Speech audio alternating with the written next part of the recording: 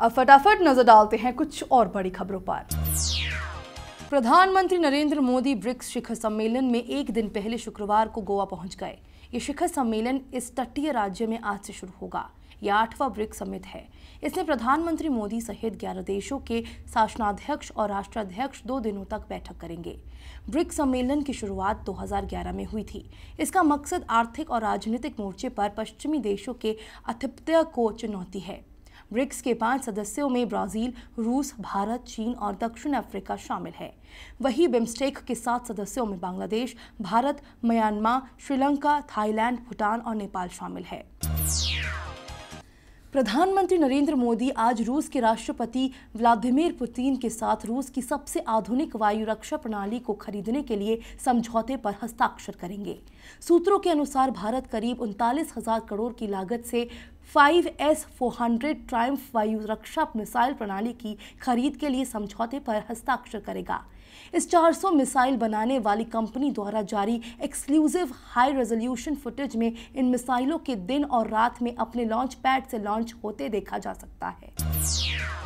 श्रीनगर के जकूरा में सशस्त्र सीमा बल के काफिले पर आतंकी हमला हुआ है। ये हमला उस समय हुआ जब एसएसबी की टीम उनकी ड्यूटी से लौट रही थी। हमले में 2 जवान शहीद हो गए हैं, जबकि 8 जवानों के घायल होने की खबर है।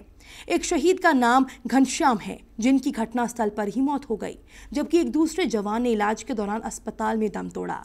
शुरुआती जांच के अनुसार जब सशस्त्र सीमा बल की टीम सीआरपीएफ कैंप के पास से गुजर रही थी, तभी ये हमला हुआ। पीओके में हुई सर्जिकल स्ट्राइक का अब पाकिस्तान में साइड इफेक्ट दिखना शुरू हो गया है। सर्जिकल स्ट्राइक के बाद अंडरवर्ल्ड डॉन दाऊद इब्राहिम को भी जान का डर सताने लगा है।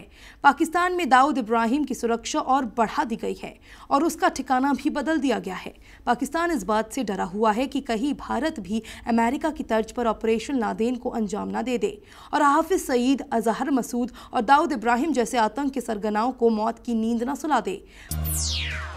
पाकिस्तानी कलाकारों पर प्रतिबंध लगाने की मांग के बीच केंद्र सरकार ने स्पष्ट कर दिया है कि वे फिलहाल पाकिस्तानी कलाकारों का वीजा वापस लेने पर कोई विचार नहीं कर रही है। गृह मंत्रालय के एक शीर्ष अधिकारी ने कहा कि सरकार में इस संबंध में कोई विचार नहीं चल रहा है कि पाकिस्तानी कलाकारों के वीजा पर किसी तरह से रोक लगे या उनका मौजूदा वीजा वापस लिया जाए। प्रधानमंत्री नरेंद्र मोदी शौर्य स्मारक के उद्घाटन के लिए कल मध्य प्रदेश की राजधानी भोपाल पहुंचे। मध्य प्रदेश में ये पीएम मोदी का 8वां दौरा था। पीएम के दौरे को देखते हुए सरकारी दफ्तरों में हाफ डे घोषित कर दिया गया। पीएम ने यहां पूर्व सैनिकों को संबोधित करते हुए शहीदों अमर रहो का नारा दिया। पीएम ने कहा कि भारतीय सेना मानवता की बड़ी मिसाल है। लोगों को बचाने के लिए जवान जान खपा देते हैं। ये मेरा सौभाग्य है कि इस ऐतिहासिक दिन पर यहाँ हमारे बहादुर सैनिकों को मुझे श्रद्धांजलि अर्पित करने का अवसर मिला। आपके एक प्रतिनिधिमंडल ने राष्ट्रपति प्रणब मुखर्जी से मुलाकात की और 4 राज्यों में संसदीय सचिव के तौर पर नियुक्त बीजेपी और कांग्रेस के 35 विधायकों को अयोग्य ठहराने की मांग की। आपने कहा कि उसके 21 विधायकों को लाभ के पद पर होने के मुद्दे पर राजनीतिक कारणों से निशाना बनाया जा रहा है।